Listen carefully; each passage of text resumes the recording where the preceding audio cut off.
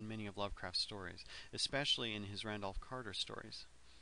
Back in 1999, my interest in Lovecraft led me to the internet, and I was especially drawn to mailing lists and something called Usenet. I set up shop with a couple Lovecraftian pseudonyms and wrote posts on several news groups.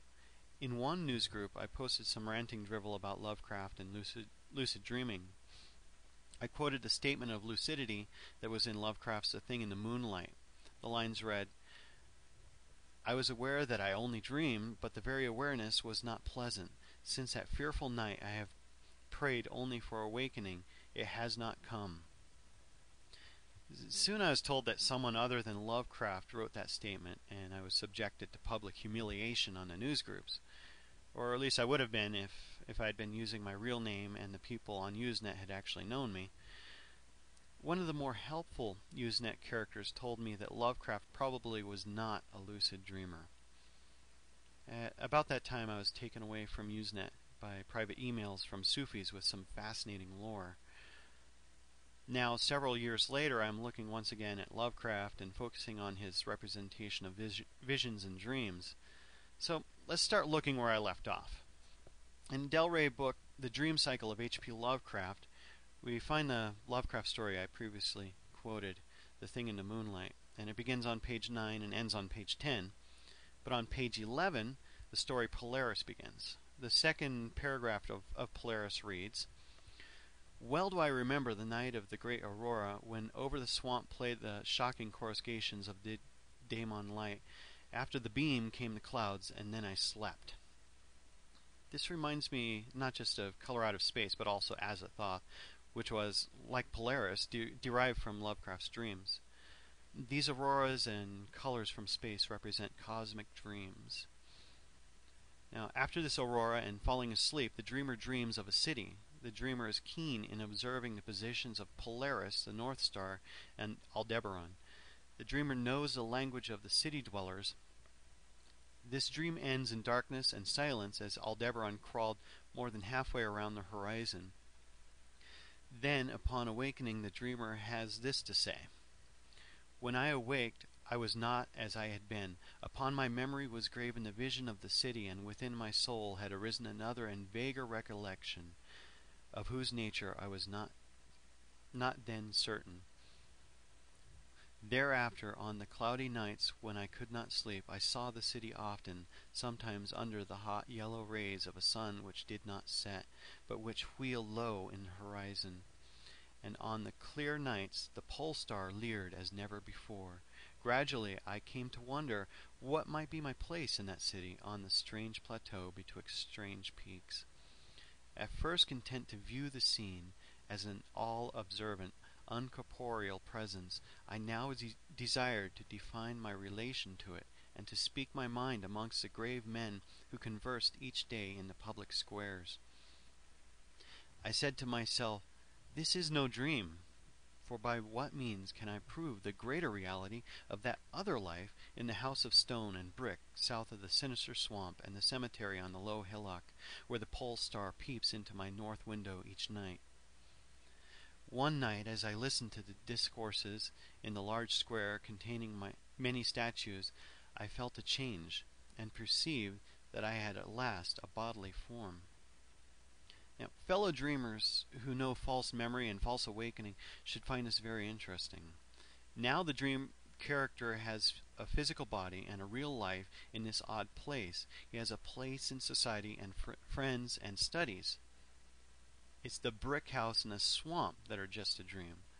The dreamer is feeble and faints easily, so is to be a lookout instead of a warrior as his city is being invaded.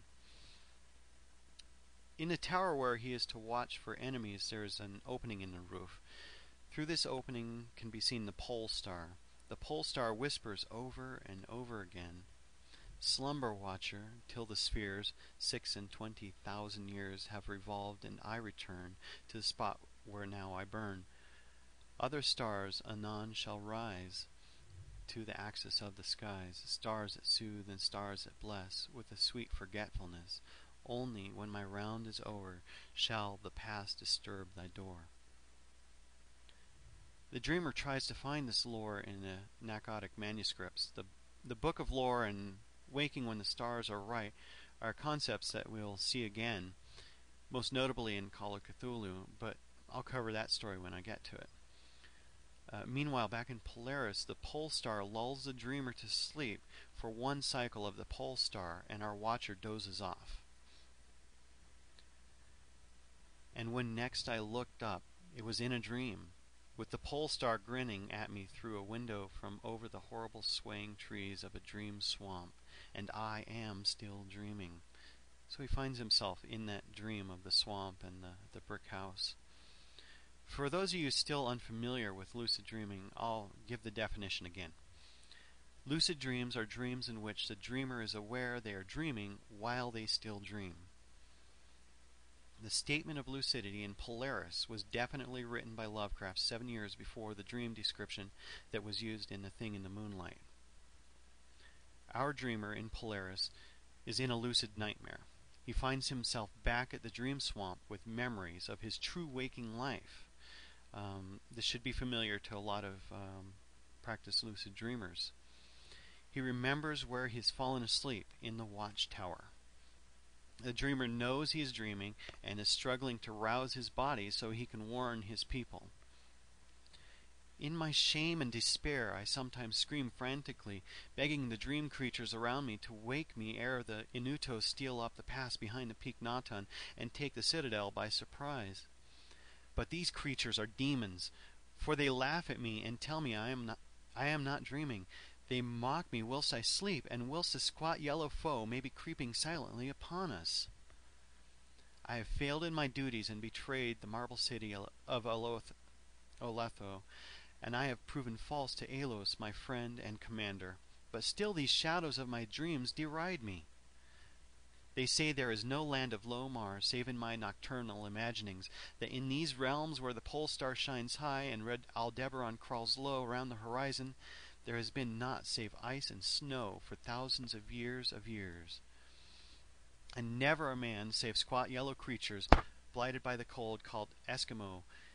And as I writhe in my guilty agony, frantic to save the city whose peril every moment grows, and vainly striving to shake off this unnatural dream of a house of stone and brick south of a sinister swamp and a cemetery on a low hillock, the pole star, evil and monstrous, leers down from the black vault, winking hideously like an insane watching eye which strives to convey some message, yet recalls nothing save that it once had a message to convey.